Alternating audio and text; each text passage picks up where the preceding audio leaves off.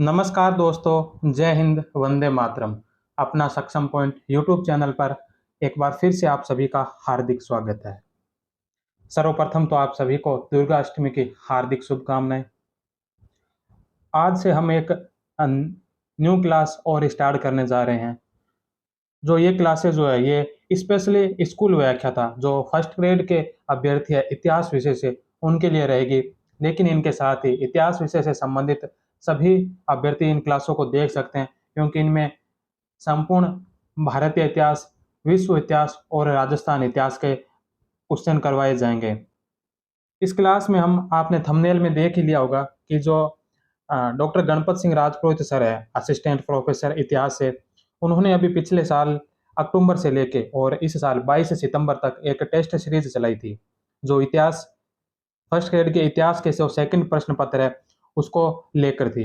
उसमें total 50 test हुए थे, जिसमें 35 टॉपिक वाइज टेस्ट थे, 10 यूनिट वाइज थे और 5 जो टेस्ट है वो संपूर्ण पाठ्यक्रम आधारित टेस्ट थे। तो उन्हीं के वो जो टेस्ट प्रश्न है, जिनमें टोटल 3500 प्लस प्रश्न है, उन्हीं प्रश्नों के हम ये वीडियो बनाएंगे। ये जो टेस्ट हुए थे, इस टेस्ट का एक बार शेड्यूल दिखा देता हूँ आपको। आप में से कईयों ने ये टेस्ट दिए भी होंगे, जिन्होंने नहीं दिए वो इन वीडियो के माध्यम से देख लेना। और इन टेस्ट की जो पीडीएफ है आपको टेलीग्राम चैनल पर भेज दी जाएगी।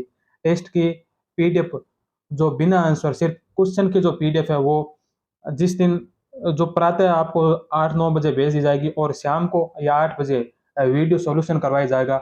और ये वीडियो सॉल्यूशन करवाने के पश्चात आपको सॉल्यूशन पीडीएफ भी हमारे टेलीग्राम चैनल पर भेज दी जाएगी।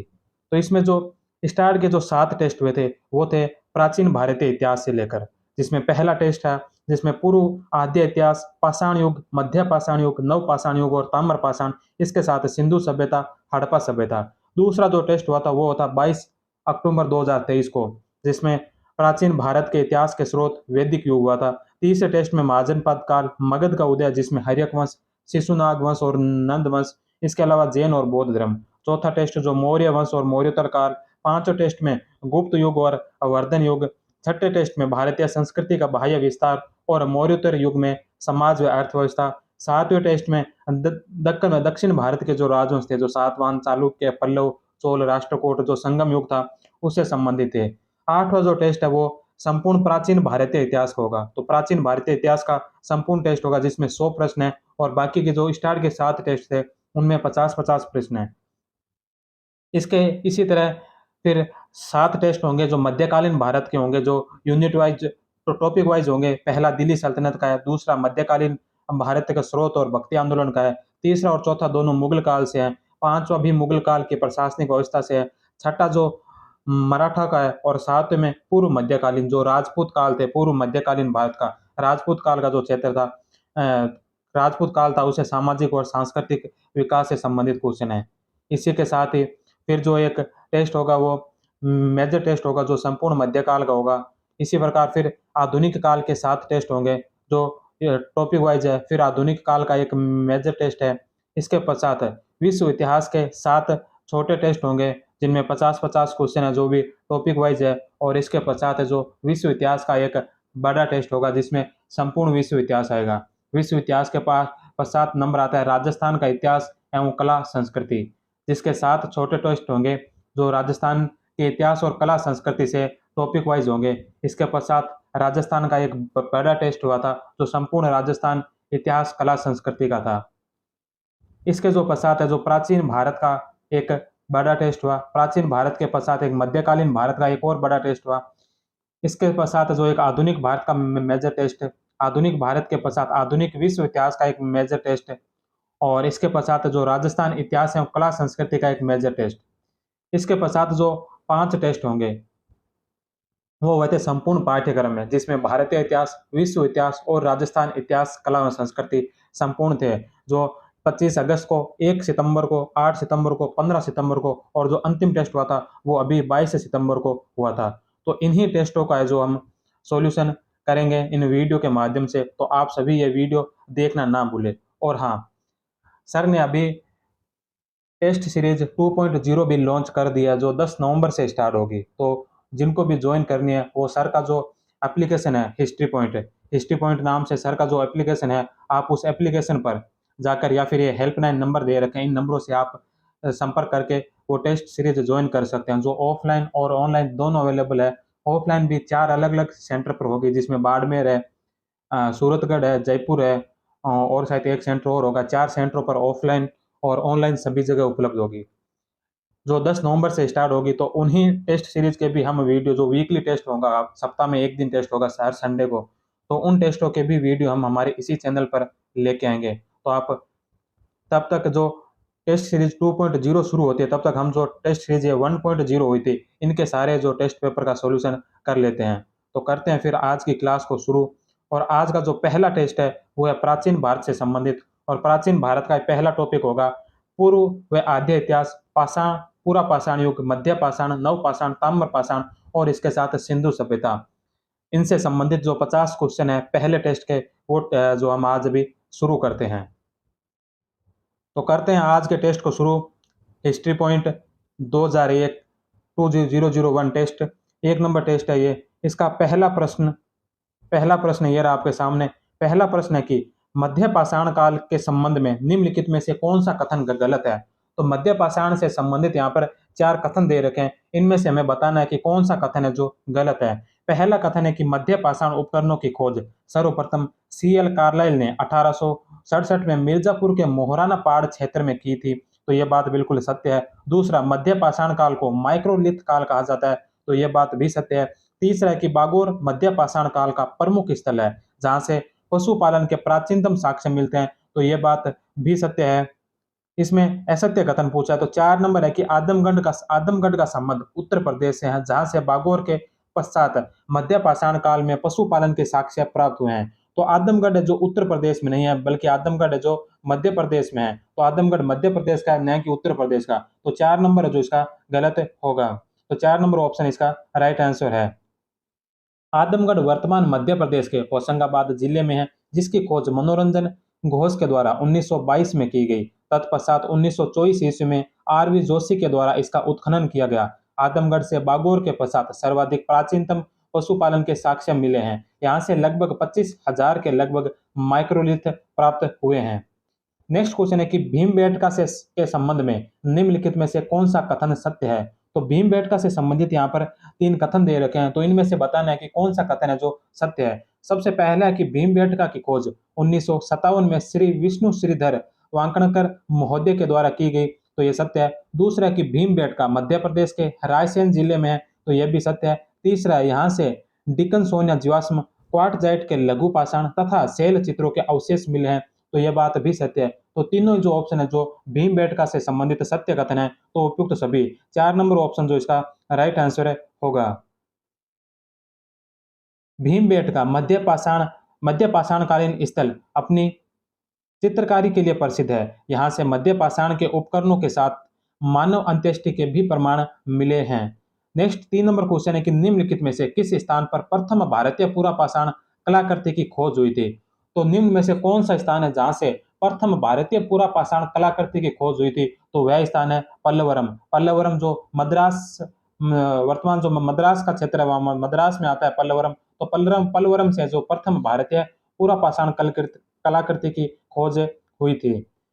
भारतीय प्रागैतिहासिक पुरातत्व के जनक कहे जाने वाले रॉबर्ट ब्रूसफुट ने 1863 में पल्लवरम मद्रास से सर्वप्रथम हस्तकुठार खोजा था। नेक्स्ट 4 नंबर क्वेश्चन है कि सोहन संस्कृति से संबंधित निम्न में से कौन सा कथन सत्य है। तो सोहन संस्कृति से संबंधित यहाँ पर कुछ कथन दे रखे हैं, तो इन कथनों में से बताना है कि कौन सा कथन सत्य है। सबसे पहला है कि सोहन संस्कृति का संबंध निम्न पूर्व पाषाण काल से है, तो यह बात बिल्कुल सत्य है। दूसरा, सोहन संस्कृति का उत्खनन सर्वप्रथम 1928 में DN वाडिया ने किया था, तो यह बात भी सत्य है। तीसरे नंबर पर है कि सोहन नदी घाटी में कुल 5 वेदिकाएं प्राप्त हुई है। तो सोहन नदी घाटी में 5 वेदिकाएं मिली है, यह बात भी सत्य है। तो तीनों ही ऑप्शन जो राइट है, तो इसका जो राइट आंसर होगा वो हो जाएगा 4 नंबर, उपयुक्त सभी। सोहन नदी घाटी जिसका संबंध निम्न पूरा पाषाण काल से है। सर्वप्रथम 1928 में DN वाडिया ने इस संस्कृति के उपकरण प्राप्त किए। सोहन नदी घाटी में कुल 5 वेदिकाएं प्राप्त हुई है। जो DN वाडिया जो है, इन्हें सोहन संस्कृति का पितामह कहा जाता है। तो सोहन संस्कृति का पितामह किन्हें कहते हैं, तो डीएन वाडिया को कहते हैं, ये बात ध्यान रखना। और जो सोवन संस्कृति है, ये जो इसका जो क्षेत्र है वो पंजाब का है। पंजाब कौन सा? भारत वाला पंजाब नहीं, बल्कि पाकिस्तान वाला पंजाब प्रांत। तो पाकिस्तान के पंजाब प्रांत में जो ये सोवन संस्कृति स्थित है। नेक्स्ट क्वेश्चन है कि प्राग ऐतिहासिक कुल्हाड़ियां मिली है। तो प्राग ऐतिहासिक कुल्हाड़ियां कहां से मिली है? तो प्राग ऐतिहासिक कुल्हाड़ियां जो मिली है वो अतिरकम से मिली है। इसकी जो खोज की गई थी वो 1863 में किंग महोदय के द्वारा की गई थी। तो 1863 इसका राइट आंसर होगा। पलवरम के बारे में हमने अभी देखा था कि 1863 में एक हैंडेक्स मिला था, जो पहला पाषाणकालीन औजार माना जाता है।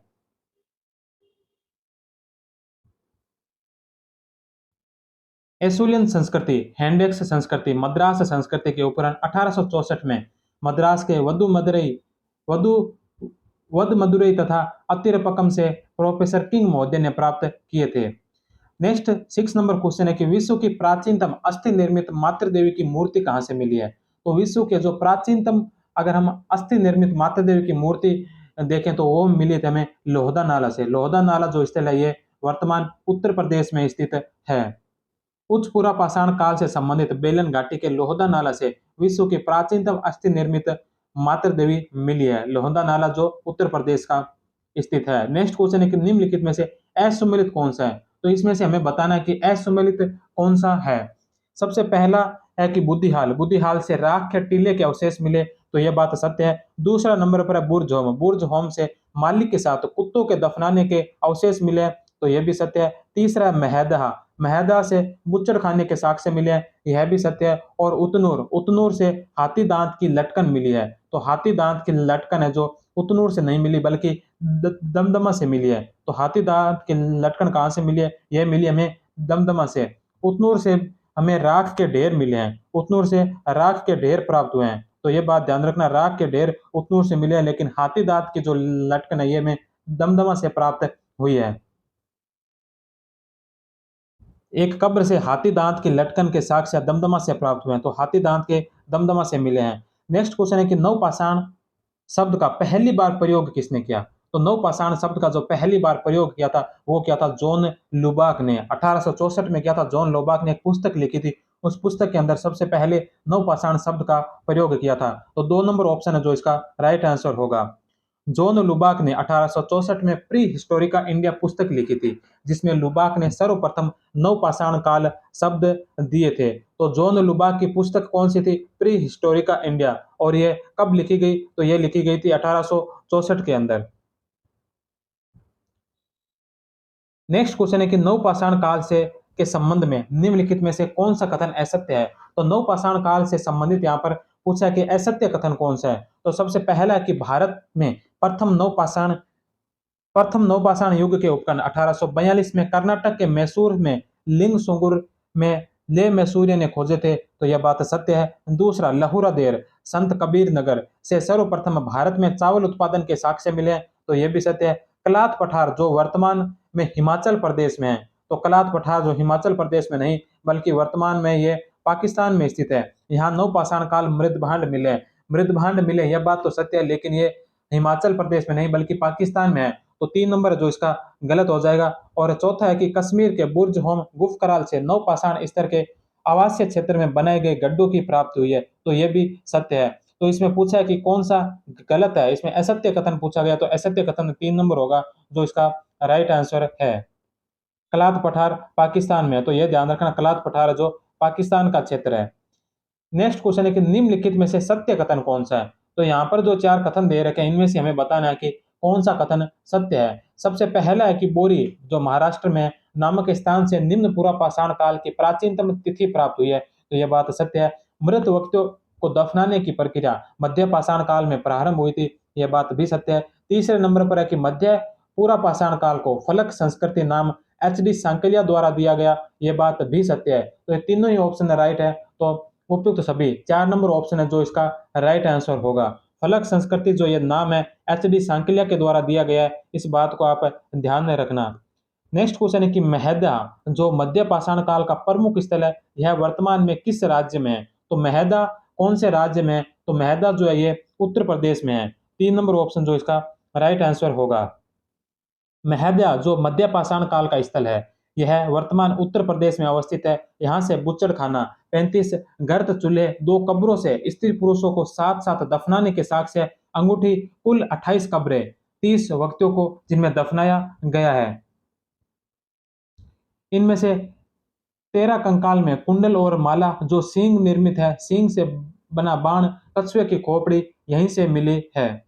नेक्स्ट क्वेश्चन है कि स्वतंत्रता प्राप्ति के बाद भारत में उत्खनित उत्खनित प्रथम सैंधव स्थल कौन सा है? तो स्वतंत्रता के पश्चात जो भारत में प्रथम जो सैंधव स्थल प्राप्त हुआ था वह स्थान था रोपड़। रोपड़ की खोज जो हुई थी ये 1950 के अंदर हुई थी। तो 1947 में स्वतंत्रता प्राप्त हुई और उसके 3 साल बाद 1950 में भारत में प्रथम खोजा गया स्थल था रोपड़। तो 2 नंबर ऑप्शन इसका राइट आंसर होगा।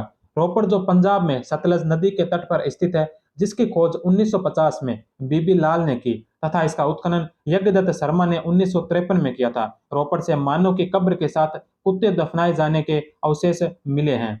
नेक्स्ट क्वेश्चन है कि मोहनजोदड़ो से प्राप्त पशुपति मुहर में कुल कितने जानवर हैं? तो पशुपति जो मुहर मिली है उसमें कुल जानवर कितने हैं? तो उसमें कुल 5 जानवर हैं। तो 2 नंबर ऑप्शन है जो इसका राइट आंसर होगा। मोहनजोदड़ो से संबंधित कुछ महत्वपूर्ण तथ्य है। मोहनजोदड़ो का अगर शाब्दिक अर्थ बात करें तो वह मुर्दों का टीला। इसका अगर उपनाम है तो वह सिंधु घाटी सभ्यता का बगीचा या रेगिस्तान का बगीचा। मोहनजोदड़ो से प्राप्त मोहर पर स्वास्तिक का अंकन सूर्य देवता का प्रतीक चिन्ह है। मोहनजोदड़ो स्थित विशाल स्नानागार की खोज जॉन मार्शल ने की थी। ध्यान रहे अन्नागार इसकी विशाल इमारत है। यहाँ से सेल खड़ी की पशुपति की मुहर मिली है। मोरसल महोदय ने पशुपतिनाथ को आदि शिव की संज्ञा दी थी, जिस पर बाघ, हाथी, गेंडे, भैंसे और 2 हिरण के बच्चों को खेलते हुए दिखाया गया है। कुषाण शासक कनिष्क ने दुर्ग के टीले टीले के ऊपर एक स्तूप का निर्माण करवाया था। इसे स्तूप का टीला भी कहते हैं। यहाँ से प्रमुख कांसे की बनी हुई नृत्यरत नारी की प्रतिमा एचआर स्तर से प्राप्त हुई है। ध्यान रहे कि कपास का प्रथम प्रमाण मेहरगढ़ से मिला है, जबकि सूती वस्त्र के प्रथम साक्ष्य मोहनजोदड़ो से मिले हैं। तो अगर कपास का प्रथम प्रमाण पूछे तो वो तो मेहरगढ़ से प्राप्त हुआ है, लेकिन अगर सूती वस्त्र का प्रथम साक्ष्य पूछा गया तो ये मिला है मोहनजोदड़ो से। मोहनजोदड़ो से कब्र के कोई भी साक्ष्य नहीं मिले हैं। KUR कैनेडी के अनुसार मोहनजोदड़ो के शवों से मलेरिया के साक्ष्य प्राप्त हुए हैं। नेक्स्ट क्वेश्चन है कि किस हड़प्पा स्थल से मध्य नगर के प्रमाण मिले हैं? तो कौन से हड़प्पा स्थल से मध्य नगर के प्रमाण मिले? तो वह मिले धोलावीरा से। 1 नंबर ऑप्शन। धोलावीरा गुजरात में मानसर व मानहार नदियों के मध्य अवस्थित है, जिसकी खोज 1967-68 में जगपति जोशी के द्वारा की गई थी। धोलावीरा सिंधु सभ्यता का एकमात्र ऐसा स्थल है जिसकी बस्ती 3 भागों में विभाजित थी। धोलावीरा से चट्टान काटकर बनाए गए तालाब के प्रमाण प्राप्त हुए हैं, जिनकी संख्या 16 है। धोलावीरा से सूचना पट के साक्ष्य मिलते हैं, जिसमें 10 अक्षर अंकित है। धोलावीरा से एक विशाल स्टेडियम के प्रमाण भी मिले हैं। नेक्स्ट क्वेश्चन है कि सिंधु घाटी सभ्यता के संबंध में निम्नलिखित में से कौन सा कथन असत्य है? तो इसमें से पूछा है कि सिंधु घाटी सभ्यता में से संबंधित असत्य कथन बताना है। तो यहाँ पर 4 कथन दे रखे हैं, जिनमें सबसे पहला कथन है कि सिंधु घाटी सभ्यता कांस्य युगीन सभ्यता थी। तो यह बात सत्य है। दूसरा, सिंधु घाटी सभ्यता से मृद भांड लाल व काले रंग के थे। यह बात भी सत्य है। तीसरा, सिंधु घाटी के लोग लोहे से परिचित थे। तो यह बात है जो बिल्कुल गलत है, क्योंकि लोहा के साक्ष्य जो वैदिक काल में मिले थे, ना कि सिंधु काल में। तो सिंधु काल के जो लोग हैं वो लोहे से परिचित नहीं थे। लोहे के सर्वप्रथम प्रमाण हमें मिले अंतरजी खेड़ा से। तो ये बात है जो गलत है। और चौथा नंबर है, सिंधु घाटी सभ्यता में सीप तथा मोती के उद्योग के लिए लोथल तथा बालाकोट प्रसिद्ध थे। तो ये बात भी सत्य है। तो इसमें असत्य कथन पूछा है, तो 3 नंबर ऑप्शन है जो इसका राइट आंसर होगा। सिंधु घाटी के लोग लोहे से परिचित नहीं थे। भारत में लोहे के लोह धातु के सर्वप्रथम प्रमाण हमें अंतरजी खेड़ा से मिले हैं। नेक्स्ट क्वेश्चन है कि निम्नलिखित में से किसके अनुसार मोहनजोदड़ो का शासक राजतंत्रात्मक न होकर जनतंत्रात्मक था? तो हंटर ने बताया था कि मोहनजोदड़ो का जो शासन है ये राजतंत्रात्मक नहीं था बल्कि जनतंत्रात्मक था। व्हीलर के अनुसार हड़प्पा सभ्यता में मध्यम वर्गीय जनतंत्रात्मक शासन व्यवस्था थी। हंटर के अनुसार मोहनजोदड़ो का शासन राजतंत्रात्मक न होकर जनतंत्रात्मक था। मेके के अनुसार मोहनजोदड़ो का शासन एक प्रतिनिधि शासक के हाथ में था। पिगेट ने मोहनजोदड़ो का शासन पुरोहित वर्ग के द्वारा संचालित बताया है। नेक्स्ट क्वेश्चन है कि हड़प्पा संस्कृति में सर्वाधिक लोकप्रिय मुहरें प्रचलित थी। तो सर्वाधिक लोकप्रिय मोहरें कौन सी मोहरें प्रचलित थी? तो आयताकार, वर्गाकार या जिसे चौकोर भी कहा जा सकता है। तो आयताकार मोहरें जो सर्वाधिक प्रचलित थी। सिंधु घाटी सभ्यता में सर्वाधिक मोहरें मोहनजोदड़ो से मिली है। तो सिंधु घाटी सभ्यता की अगर सर्वाधिक मोहरों की बात करें तो वह कहां से मिली है? तो वह मिली है मोहनजोदड़ो से। वहीं सर्वाधिक लेख युक्त मोहरें हड़प्पा से प्राप्त हुई है। सिंधु घाटी सभ्यता की मोहरें सेल खड़ी नामक पत्थर की बनी है। सिंधु घाटी सभ्यता की मोहरों पर सर्वाधिक अंकन पिंपल का वृक्ष तथा बिना कुबड़ वाले बेल का था। नेक्स्ट 18 नंबर क्वेश्चन है कि किसने सर्वप्रथम भारत पर आर्यों के आक्रमण का सिद्धांत प्रतिपादित किया था? तो भारत पर आर्यों के आक्रमण का जो सिद्धांत सबसे पहले दिया था वो दिया था राम प्रसाद चंद्रा ने। आरपी चंद्रा के द्वारा जो ये सिद्धांत सबसे पहले दिया गया था। सिंधु घाटी सभ्यता के पतन के संबंध में निम्नलिखित विद्वानों के विचार। तो सिंधु घाटी सभ्यता के पतन से संबंधित यहाँ पर कुछ विद्वानों के विचार दे रखे हैं। आर्यों का आक्रमण ये बात कही थी गोल्डन चाइल्ड व व्हीलर के द्वारा। सिंधु नदी के द्वारा मार्ग बदलना ये बात कही थी माधव स्वरूप वत्स तथा लैम्ब्रिक के द्वारा। परिस्थिति असंतुलन जो कारण बताया ये बताया था फेयर सर्विस ने। और मलेरिया का प्रकोप जो पतन का कारण बताया ये यूआर कैनेडी के द्वारा बताया गया। और बाढ़ आना ये बताया था मार्शल व मेके के द्वारा। नेक्स्ट क्वेश्चन है कि निम्नलिखित में से कौन सा असुमेलित है? तो यहाँ पर चार स्थान दे रखे हैं सिंधु घाटी सभ्यता के प्राचीन स्थान और सामने उनके वर्तमान स्थान दे रखे हैं कि कौन से स्थान से संबंधित था। तो इसमें जो असुमेलित बताना है, पहला आमरी। आमरी जो सिंध में था यह बात बिल्कुल सत्य है। दूसरा नंबर पर है सूतकांगेडोर जो वर्तमान बलूचिस्तान में अवस्थित है, यह बात भी सत्य है। तीसरा number Rahman dairy. Rahman dairy है जो पंजाब में है, यह भी सत्य है। और चौथे नंबर पर है सुरकोटड़ा। तो सुरकोटड़ा जो है ये सुरकोटड़ा सिंध में नहीं था, तो यह बात है जो गलत है। तो इसमें असुमेलित पूछा है तो 4 नंबर ऑप्शन है जो इसका राइट आंसर होगा।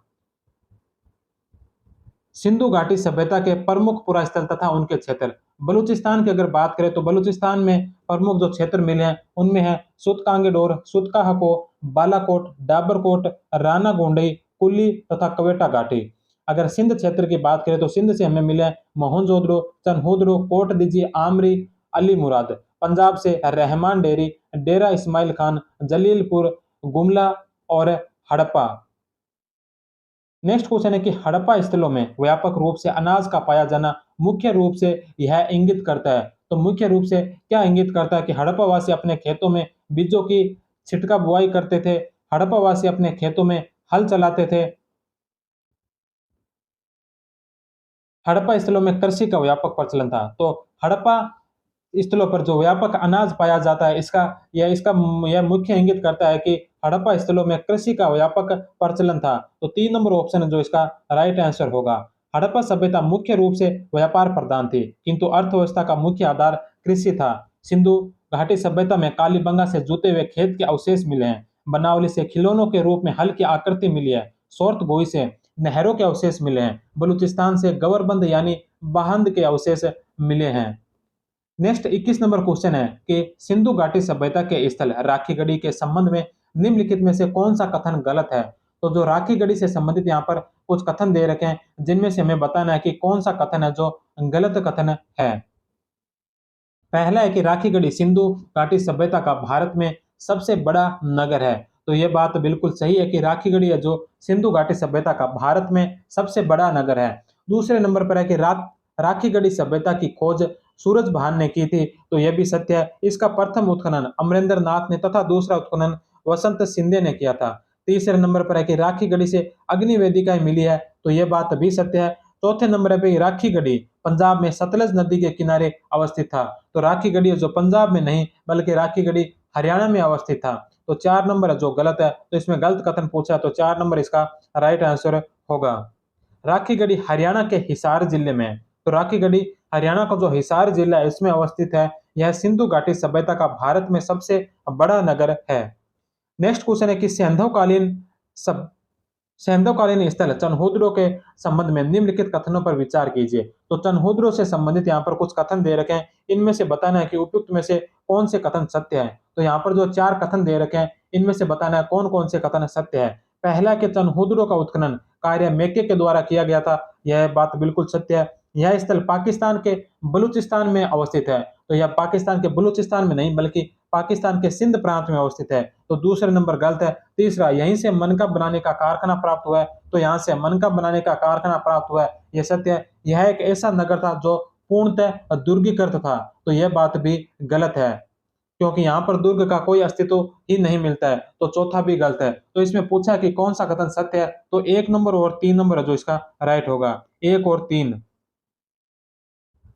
1 और 3, तो 4 नंबर ऑप्शन इसका राइट आंसर है। चनहुद्र पाकिस्तान के सिंध प्रांत में स्थित है, जिसकी खोज 1931 में ए एन.जी. मजूमदार ने तथा उत्खनन 1935 में अर्नेस्ट मैके ने करवाया था। यहाँ से जुखर तथा झांगर संस्कृति के अवशेष मिले हैं। यह सिंधु घाटी सभ्यता का औद्योगिक केंद्र था। यहाँ से मनके बनाने के अवशेष मिले हैं। यहाँ सिंधु घाटी सभ्यता का ऐसा स्थल है जहाँ से किसी दुर्ग का अस्तित्व नहीं मिल रहा है, तो यहाँ से कोई दुर्ग का अस्तित्व प्राप्त नहीं हुआ है। नेक्स्ट क्वेश्चन है कि रेशम, जिसे भारत में कोसेई कहा गया है, का प्राचीनतम साक्ष्य कहाँ मिला है। तो जो रेशम जिसे साहित्य में कोसे कहा गया है, इसका प्राचीनतम साक्ष्य कहाँ से मिला है, तो इसका जो प्राचीनतम साक्ष्य मिला है यह मिला है नेवासा से। नेवासा जो महाराष्ट्र में अवस्थित है, यहाँ से रेशम के प्राचीनतम साक्ष्य मिले हैं।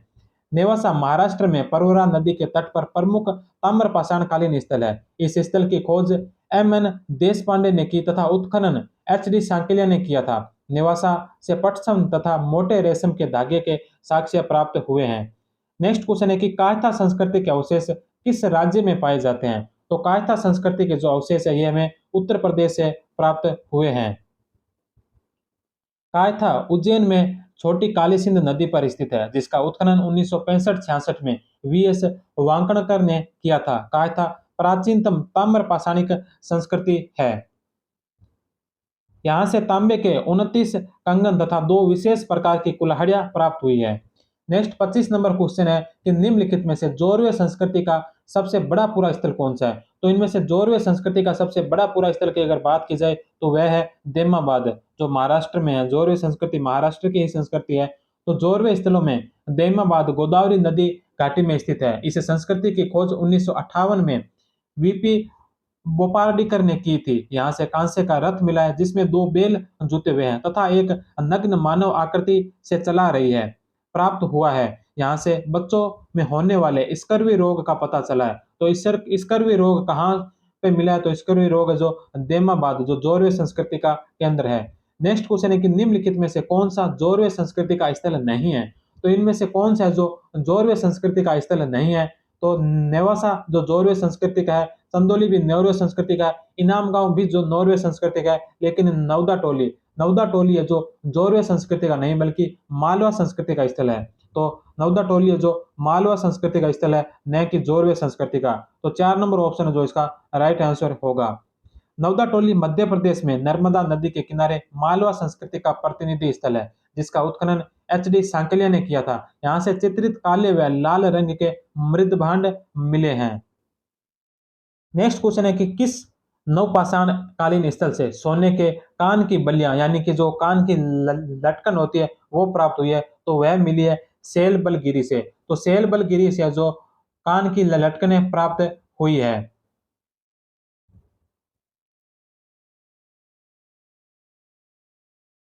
सॉरी, सेलबलगिरी नहीं, टेकल कोला से मिली है।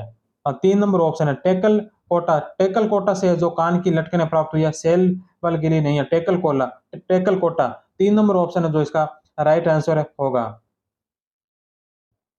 टेकल कोटा से सोने की लटकन यानी कान की बलियां प्राप्त हुई है। नेक्स्ट 28 नंबर क्वेश्चन है कि मध्य पाषाण काल से संबंधित निम्नलिखित में से कौन सा असत्य है। तो मध्य पाषाण काल से संबंधित यहाँ पर 4 कथन दे रखे हैं। इनमें से हमें बताना है कि कौन सा कथन है जो असत्य है। सबसे पहला है कि मध्य पाषाण काल को माइक्रोलिथ भी कहा जाता है, तो यह सत्य है। दूसरा, मध्य पाषाण काल में राजस्थान के बागौर तथा मध्य प्रदेश के आदमगढ़ से पशुपालन के प्राचीनतम साक्ष्य प्राप्त हुए, यह भी सत्य है। तीसरा कि सराय नहर तथा महदा से सर्वप्रथम स्तंभ गर्त चूल्हे तथा सर्वप्रथम मृतक संस्कार विधि के अवशेष प्राप्त हुए हैं, तो यह भी सत्य है। और चौथा है कि कोल्डिवा मध्य पाषाण काल स्थल से सर्वप्रथम चावल की खेती के साक्ष्य मिले हैं। तो चावल की खेती के साक्ष्य जो कोल्डिवा जो है ये मध्य पाषाण काल का नहीं बल्कि ये नव पाषाण काल का स्थल है। तो 4 नंबर जो गलत हो जाएगा, कोल्डिवा जो नव पाषाण काल है न कि मध्य पाषाण काल। तो असत्य कथन पूछा है तो 4 नंबर ऑप्शन इसका राइट आंसर होगा। कोल्डी हुआ नवपाषाणकालीन स्थल है जो उत्तर प्रदेश के विंध्य क्षेत्र में बेलन घाटी में स्थित है। यहाँ से 6000 ईसा पूर्व के चावल के साक्ष्य मिले हैं। उत्तर प्रदेश में ही बेलन घाटी में स्थित मेहगढ़ से भी चावल की खेती किए जाने के अवशेष प्राप्त हुए हैं। नेक्स्ट क्वेश्चन है कि प्रागैतिहासिक स्थलों के संदर्भ में कौन सा कथन सत्य नहीं है। तो इसमें से भी बताना है कि असत्य कथन कौन सा है। पहला है कि गिलुंद से पक्की हुई ईंटों के साक्ष्य मिले हैं, तो यह सत्य है। दूसरा, दाइमाबाद सबसे बड़ा ताम्रपाषाणिक स्थल है, यह भी सत्य है। तीसरा, कायथा संस्कृति स्थल नर्मदा घाटी क्षेत्र में स्थित है, तो कायथा संस्कृति है जो नर्मदा घाटी स्थल में नहीं बल्कि चंबल नदी क्षेत्र में स्थित है, तो नर्मदा नदी है जो गलत है। 3 नंबर ऑप्शन गलत हो जाएगा। चौथा, नवदा टोली जो मध्य प्रदेश में नर्मदा नदी के तट पर स्थित है, तो यह सत्य है। तो इसमें पूछा है कि सत्य नहीं है, गलत पूछा है, तो 3 नंबर ऑप्शन इसका राइट आंसर है। कायता संस्कृति जो चंबल नदी के किनारे स्थित है। नेक्स्ट क्वेश्चन, किस पुरातात्विक स्थल से भारत की प्राचीनतम झोपड़ियों के प्रमाण मिलते हैं। तो प्राचीनतम झोपड़ियों के जो प्रमाण मिलते हैं वो लोटेश्वर और बिलासुरगाम दोनों से नहीं मिलते। ये जो मिलते हैं ये मिलते हैं पेशरा से। तो 3 नंबर ऑप्शन है जो इसका राइट आंसर है। पेशरा जो बिहार में अवस्थित मध्य पाषाणकालीन स्थल है, यहाँ से सर्वप्रथम झोपड़ियों के साक्ष्य मिले हैं। झोपड़ियों के सर्वाधिक विस्तृत साक्ष्य चौपानी मांडो से प्राप्त हुए हैं। नेक्स्ट क्वेश्चन है कि हड़प्पा संस्कृति के किस स्थल से फारस की खाड़ी की मुद्रा उत्खनन से प्राप्त हुई है। तो हड़प्पा संस्कृति के किस स्थल से फारस की खाड़ी की मुद्रा मिली है, तो यह मिली है लोथल से। 2 नंबर ऑप्शन इसका राइट है। लोथल सभ्यता गुजरात में भोगवा नदी के किनारे स्थित है। इस स्थल की खोज 1957 में SR राव ने की थी। लोथल सिंधु घाटी सभ्यता का एक प्रमुख बंदरगाह था। यहाँ से पश्चिमी एशिया से व्यापार होता था। यहाँ से गोदीवाड़ा यानी कि डाक यार्ड प्राप्त हुआ है। लोथल का गोदीवाड़ा हड़प्पा सभ्यता का सबसे विशाल संरचना है। लोथल से फारस की मुहर मिली है, जिससे यह पता लगता है कि लोथल पश्चिमी एशिया से सामुद्रिक व्यापार का एक प्रमुख केंद्र था। नेक्स्ट क्वेश्चन है कि निम्नलिखित में से किस स्थान से गर्त निवास के पुरातात्विक साक्ष्य मिले हैं। तो गर्त आवास के जो पुरातात्विक साक्ष्य मिले हैं, गर्त आवास के पुरातात्विक साक्ष्य जो बालाकोट, डाबरकोट, मेहरकोट तीनों से नहीं, ये मिले गुफ कराल से। गुफ कराल जो कश्मीर का क्षेत्र है, यहाँ से गर्त आवास के साक्ष्य प्राप्त हुए हैं। तो 4 नंबर ऑप्शन है जो इसका राइट आंसर होगा। गुफ कराल जिसका शाब्दिक अर्थ कुमार की गुफा होता है, यह कश्मीर में नवपाषाणकालीन प्रमुख स्थल है। यहाँ से गर्तावास यानी गड्ढों में रहने के आवास के साक्ष्य मिले हैं। गर्तावास से तात्पर्य क्या है, जो गड्ढों में जो रहने के जो आवास बने होते हैं उन्हें गर्तावास कहा जाता है। नेक्स्ट क्वेश्चन है कि माली के साथ कुत्ते दफनाने का साक्ष्य किस नवपाषाणकालीन स्थल से प्राप्त हुआ है। तो माली के साथ कुत्ते दफनाने के जो साक्ष्य मिले हैं ये हमें मिले बुर्ज होम से। बुर्ज होम जो कश्मीर में नवपाषाणकालीन स्थल है, इस स्थल की खोज 1935 में टेरा और पीटरसन ने की थी। यहाँ 4 स्तरों की खोज हुई है। बुर्ज होम से माली के साथ कुत्ते को दफनाए जाने के साक्ष्य मिले हैं। गर्तावास तथा भूमिगत अनाज संग्रहण से भी यहाँ साक्ष्य मिले हैं।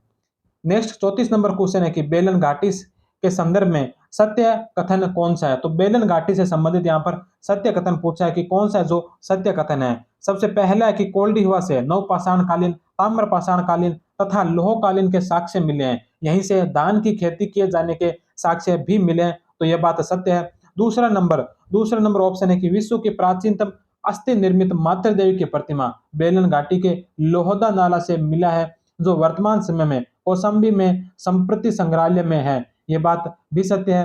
तीसरे नंबर पर है कि बेलन घाटी मिर्जापुर उत्तर प्रदेश क्षेत्र से सर्वप्रथम भारत में उच्च पुरापाषाण काल के साक्ष्य मिले हैं, तो ये बात भी सत्य है। उच्च पुरापाषाण काल के उपकरण तट निर्मित है जो बहुप्रयोजनीय होते हैं। तो 3 नंबर, 2 नंबर और 1 नंबर तीनों सही है, तो उपयुक्त सभी। 4 नंबर ऑप्शन है जो इसका राइट आंसर होगा। बेलन घाटी में ही मेहगड़ा से 20 गोलाकार झोपड़ियां तथा चावल के प्रमाण मिले हैं। बेलन घाटी में अवस्थित लहुरा देव से सर्वप्राचीन कृषि के साक्ष्य मिले हैं जो 9000 ईसा पूर्व के हैं। चौपानी माडो तथा पंचोह का संबंध भी बेलन घाटी से ही है।